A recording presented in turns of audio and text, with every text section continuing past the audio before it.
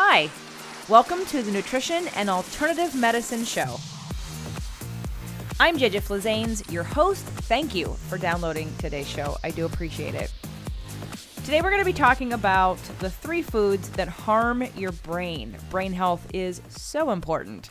And today we have with us Jeanne Peters. I just want to remind you that a lot of these shows have already appeared on the Fit to Love podcast show. So if you're unfamiliar with that, in case you hear me refer back to the Fit to Love brand, that would be why. This was a Wellness Wednesday show, and all of those shows were about nutrition and alternative medicine. So that's why I'm putting them here.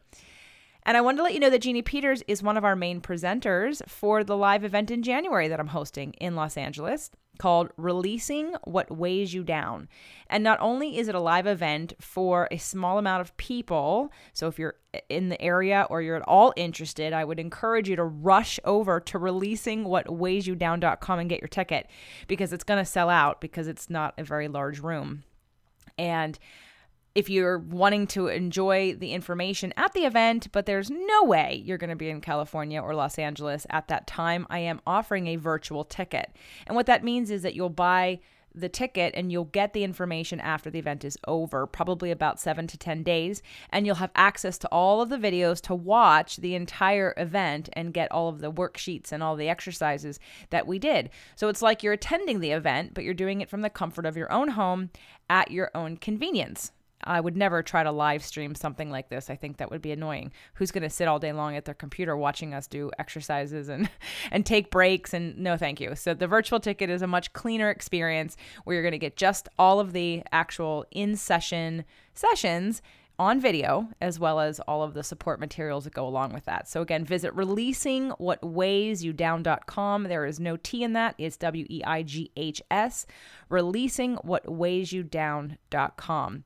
And before we get started on this show today, I also, in case you don't know, I have another show called Spirit, Purpose, and Energy, and other shows. But one of the things that came out of Spirit, Purpose, and Energy was a 30-day manifestation challenge. Now, it's free, and everyone in there focuses on something different. Some people focus on health, some people focus on money, some people focus on relationships. It doesn't really matter. It's really about increasing your energy and your emotions and your vibration, so to speak, so that you can manifest at a higher level and get more of the things that you're looking for.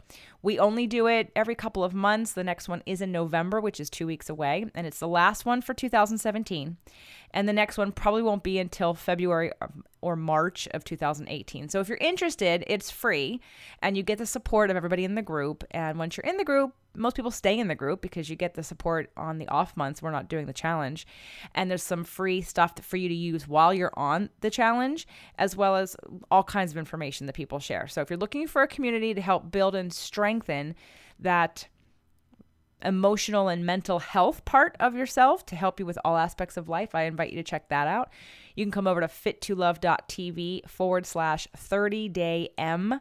I'll spell that quickly. FIT, the number 2, LOVE.TV/30daym. And eventually all the tools and resources will be on a much easier link, which will just be jjflizanes.com.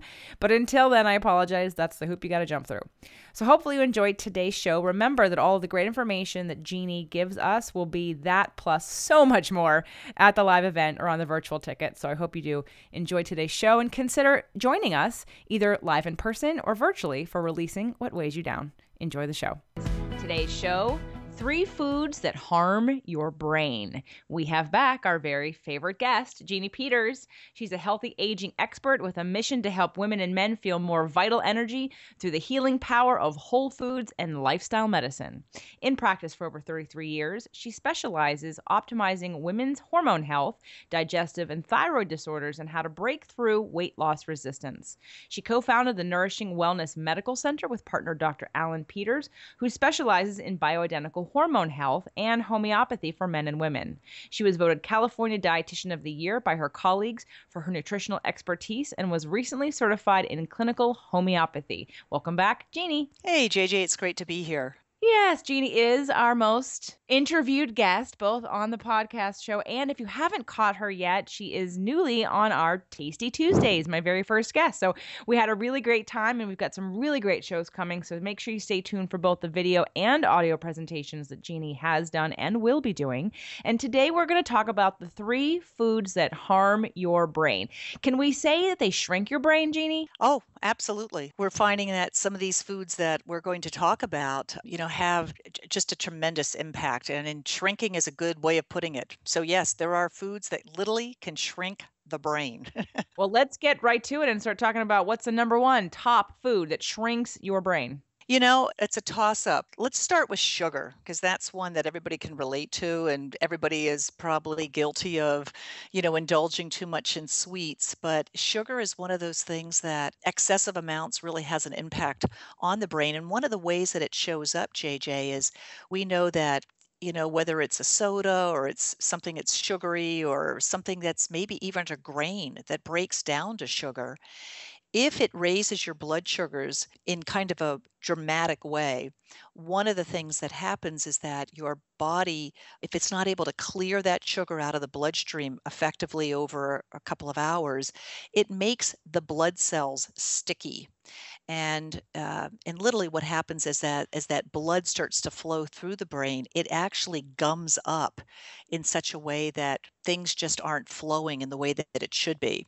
So one of the markers for looking at your long-term sugar metabolism is something called hemoglobin A1C.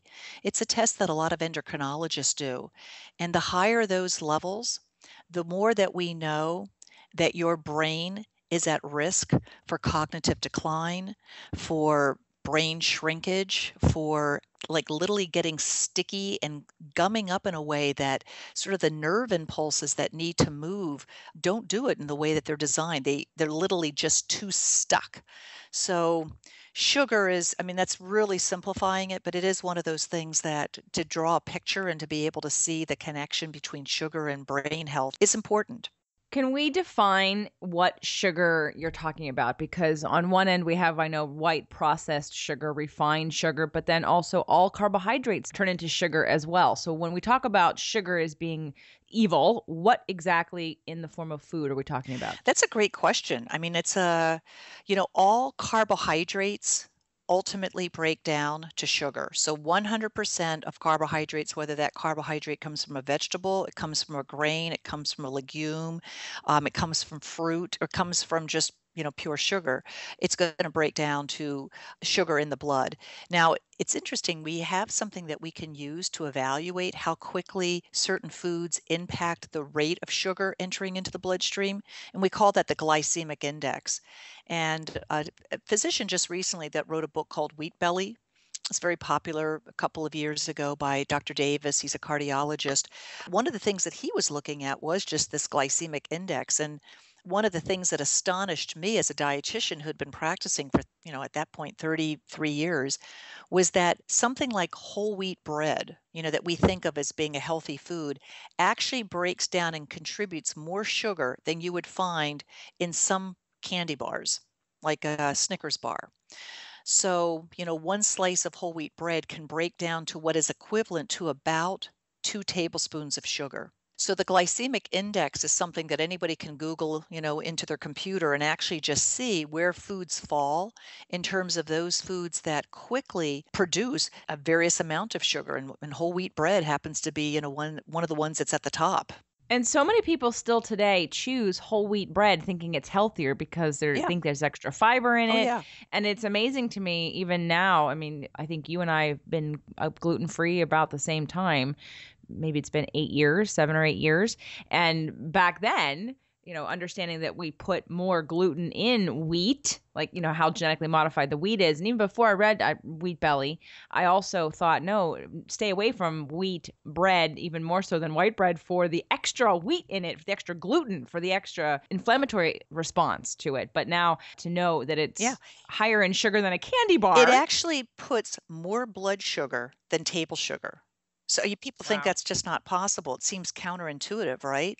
But It's just, it's the fact that some of these foods produce such a surge in blood glucose much faster than what we ever really understood until just recently. So we consider sugar a pro-inflammatory food. I mean, it's one of those foods that, I mean, honestly, you have to look at it as being something that it's almost creating like fires in the body. It's creating heat and it's combining to create a perfect storm in which it actually has really a negative impact on the brain. So it harms the brain, the more sugar. So, it's good that we're starting with sugar because, I mean, like I said, a lot of foods are counterintuitive, wheat bread being one of them. Before we move on to the second one, though, so we obviously, people hear all the time how bad sugar is for you, even if they haven't heard it as much as someone like you or I talk about it on this show or just into our clients or when we're lecturing and we talk about sugar. Let's talk about what the recommended or the safe amount of sugar would be for someone to get in a day. And obviously, the sources of sugar,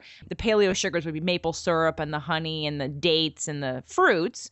But what about if someone's not paleo and they are having regular table white sugar? What is the recommended amount of that's still safe? I mean, there isn't like a recommended daily allowance that, let's say, that's been defined by the National Academy of Sciences or, but what I can tell you though is that as a person who's trying to help clients make good decisions, is that I try to help people understand that 5 grams of sugar is equivalent to 1 teaspoon of sugar.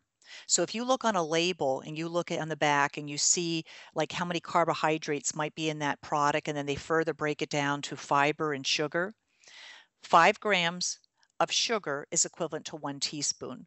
That's about as much as your body can really handle without having like a stimulation of insulin. Insulin, remember, is the hormone that's secreted from the pancreas. That's job is to actually pull that sugar out and drive it into the blood cells, into the cells where the cells can utilize it as an energy source. So 1 teaspoon is 5 grams. You start getting more than that, you're starting to have an insulin effect. 1 teaspoon, 5 grams. I mean, there's not a whole lot of foods out there that, that might fall into that category, but just becoming aware of that is a great place to start. So, for example, like if you were buying let's say like a dark chocolate, and you bought something that was about 80 or 70% dark chocolate, chances are you're only going to have maybe 5 to 7 grams of sugar in there. But if you bought something that's a traditional milk chocolate, all of a sudden that jumps up to like 20 or 25 grams of sugar. So just sometimes helping people to become a little bit more aware, JJ, is one way of helping people to just see, how does that food relate in a portion to what the body can handle. The body can really only handle about 1 teaspoon of sugar at a time. I think we need to do a whole show on sugar, Sure. actually, because there's so many questions that I can imagine people might be thinking about right now as we're having this conversation. And even just on the psychological aspect of hearing that, oh, I have too much sugar in my diet, but I don't want to give it up, and all of that conversation. So, okay, we're gonna table sugar, haha, and put it aside for a second, and we may have to do a whole show just on sugar. Oh, yeah. Um, I think it'd be great. what's the second Well, we're food that's talking about sugar wheat, free? so we might as well talk about gluten because it is the protein that is found in wheat, rye, and barley products that give those ingredients its chewy, crunchy texture. So, for example, when a pizza maker is looking to create a great crust, he wants a dough that is rich in gluten. The downside of gluten is that over the last, 40 years, actually much longer than that, but certainly in the last 40 years, we've been modifying our wheat crops so that we're actually amplifying the amount of gluten that's in there in those wheat products because the food manufacturers like that crunchy texture. They like that chewy texture that many of us have become addicted to. What we didn't know is that by manipulating these food products, particularly wheat, and increasing the amount of gluten that's now in those foods, that we're having the kind of impact that I just mentioned with wheat. We're seeing this dramatic rise in blood sugar more so than we would in a candy bar. So part of that is the sugar that naturally is broken down from wheat, but it's partly because of the gluten.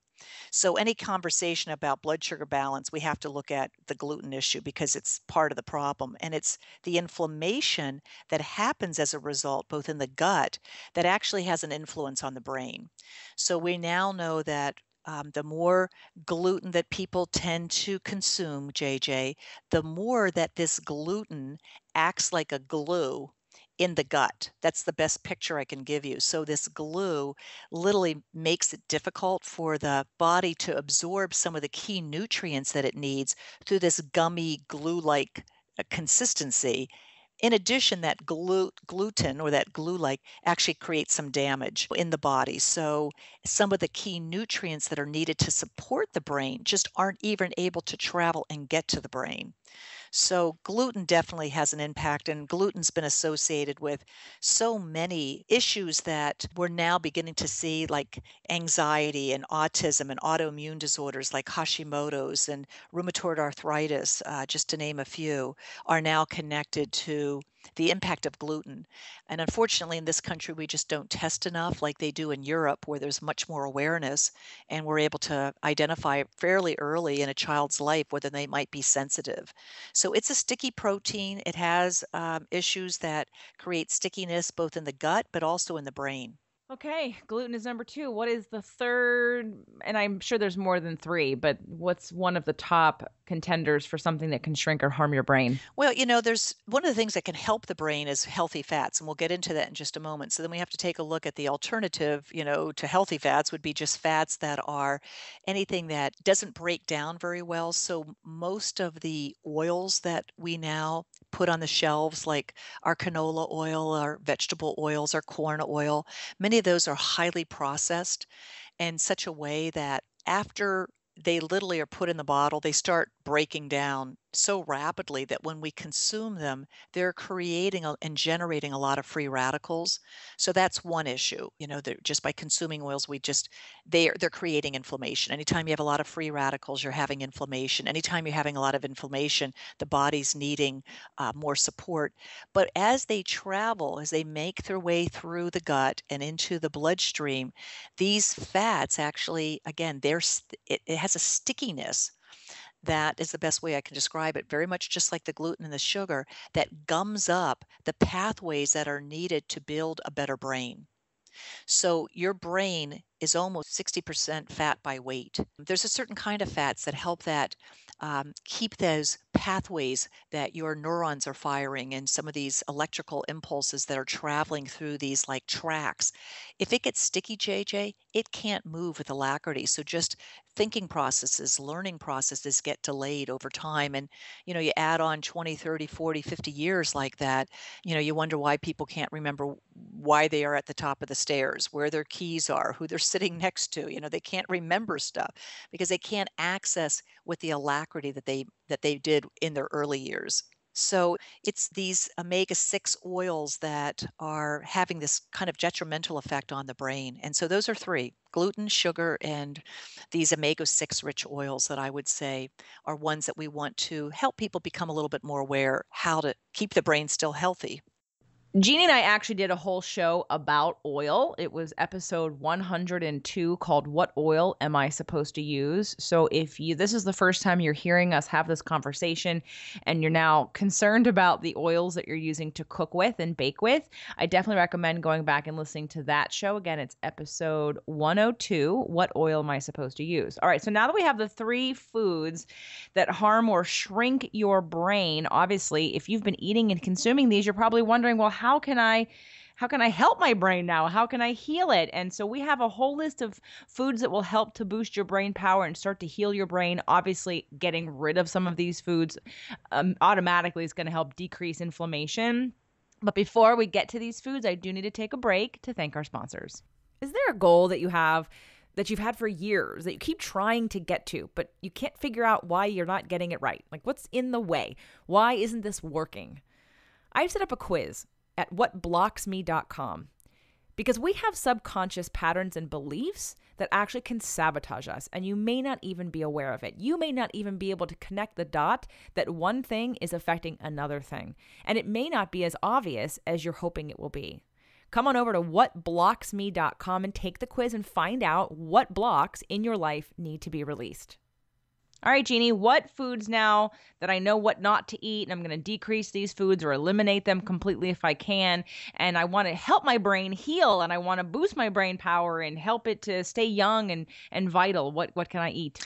I think let's start with some of the omega-3 fats because that's something that literally we start with at birth, priming the brain in such a way. In fact, women are doing it even when a child is in utero. Foods that she's consuming can actually help at that point build a better brain for her child. And the number one fatty acid that's found in the omega-3 fats that you find in fish or in fish oils, in algae, the number one is DHA. DHA, it's got a long name. It's like docohexaenoic acid, but it's a star like in the supplement kingdom because 90% of the omega-3 fats that are found in the brain are DHA. A lot of the neuron's plasma membrane that is what helps to communicate and allow these brain chemicals to help you feel good or to help you lower anxiety or to help you access your short and your long-term memory is all related to DHA. And do you know what is the richest source of DHA in the entire animal and vegetable kingdom? Cod? A lot of people would go and think fish. Yes. That's one of them. Absolutely. Salmon and cod liver oil or just cod. Anchovy oil is great. Flaxseed, avocados. I mean, they have a little bit of DHA, but the richest source is breast milk. So it's just one of the wonderful reasons why I love to really help encourage women to breastfeed their babies because it's so important for the neurological health and actually just the long-term performance of a child's growth and development. So DHEA is something that if you are not somebody who's maybe eating much fish and you're looking for how you could support your brain health at any age, think in terms of like a DHA supplement. So for example, if somebody is willing to take a fish oil, then I want to make sure that they're getting an adequate amount of DHA. Typically, I look to a supplement in which a serving size would be giving somebody 500 to 1,000 milligrams of DHA. And then if I've got somebody who's a vegetarian who won't eat fish or a vegan, then I'm opting for them to get like an algae-derived variety. So you can find DHA in many forms, but those would be two that either your algae form or your fish oil form. And, everybody can benefit from, young children all the way up to aging seniors are going to benefit from DHA. Okay, so DHA. Now, are we having a recommendation of how much to take? Yeah, I was just going to say like 500 to 1,000 milligrams of DHA a day is fantastic. So, for young children who are maybe, a third of your size, I mean, that's a great dose. But I've got seniors who I've got on 1,000, sometimes even a little bit higher, just because I know it can help with improving brain performance.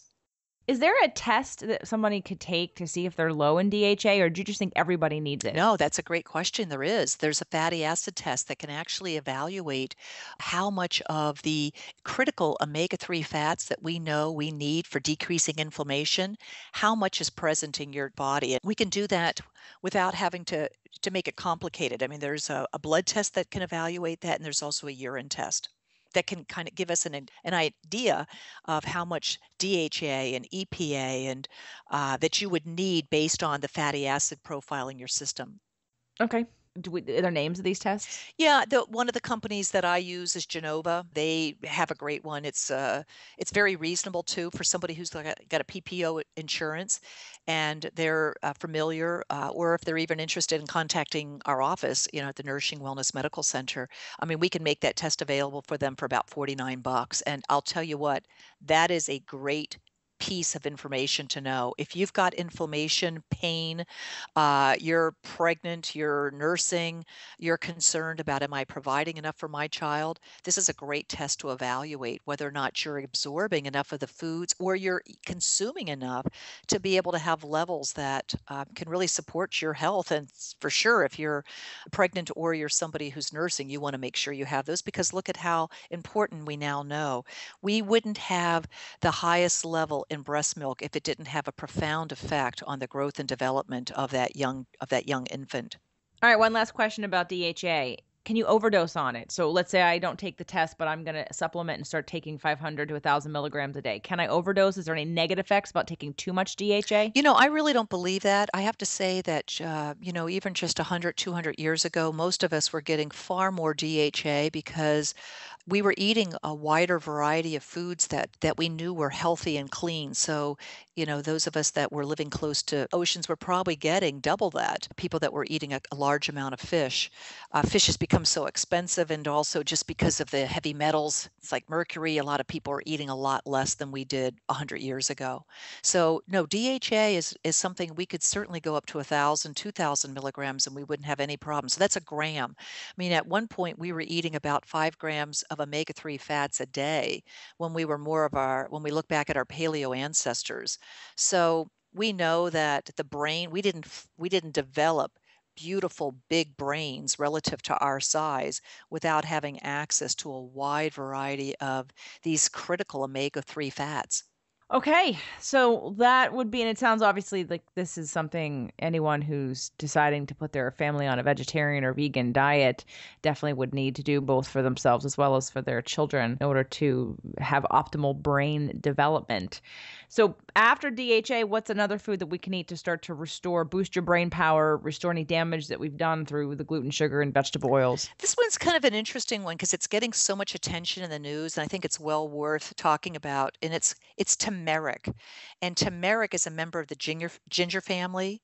And I mean, there's just so much incredibly and exciting scientific research that's evaluating this particular root, which is now it's what gives the active, the beautiful kind of yellow color to curry powder. But turmeric in itself can be used as a spice, and it's been used for thousands of years, but it's naturally anti-inflammatory, JJ, and it's also got that rich color, gives us a clue that it's also got great antioxidant activity.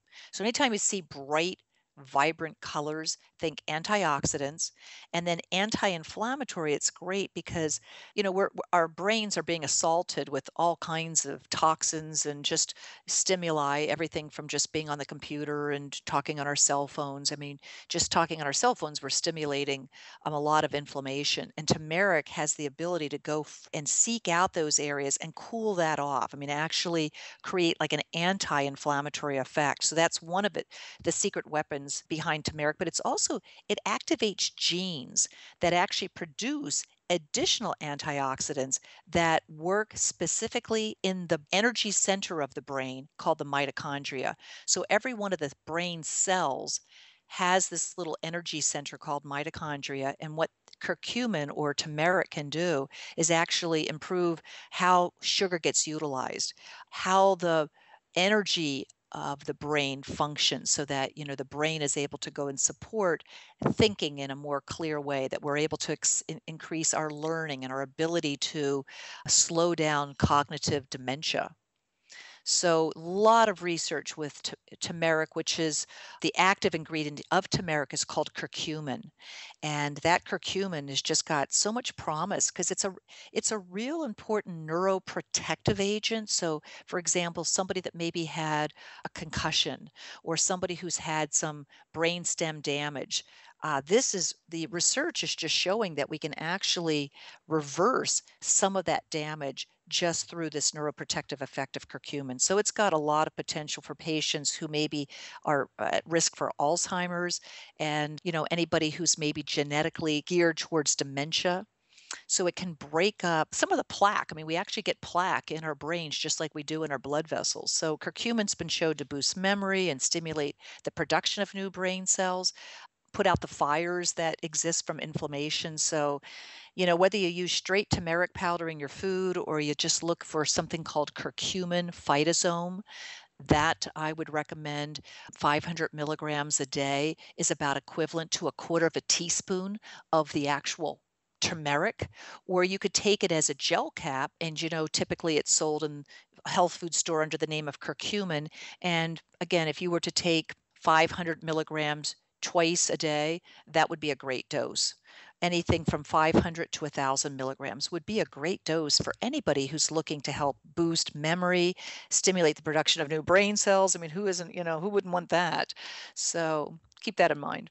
You just reminded me of a curcumin It's a turmeric tea that Yeah. I made with coconut milk and honey, and I think there's some cinnamon in it. Anyway, I'm gonna put it on the show because obviously there are a lot of people out there that don't necessarily like spicy foods. I love them, but even loving spicy foods and loving Indian food, I'm not having a half of a teaspoon a day of turmeric in my foods. So something like the tea or Yeah. the gel caps would be a great addition of other ways to get it into your diet. So Yeah, great. and I think that tea that you're talking about sounds like something that might have come out of like the Ayurvedic tradition because they use a lot of spices because they recognize the value. They really prize them and so greatly appreciated the beneficial effects. And of course, in Ayurvedic medicine, they use herbs in their cooking all the time, the spices in their cooking. So, we see that people, for example, from the Indian culture, up until just recently, because they had such a low incidence of cognitive dementia compared to like what we see in the Western states, that you have to just say the impact of these spices is profound. Okay, just found the recipe. We're putting it on the show. Good.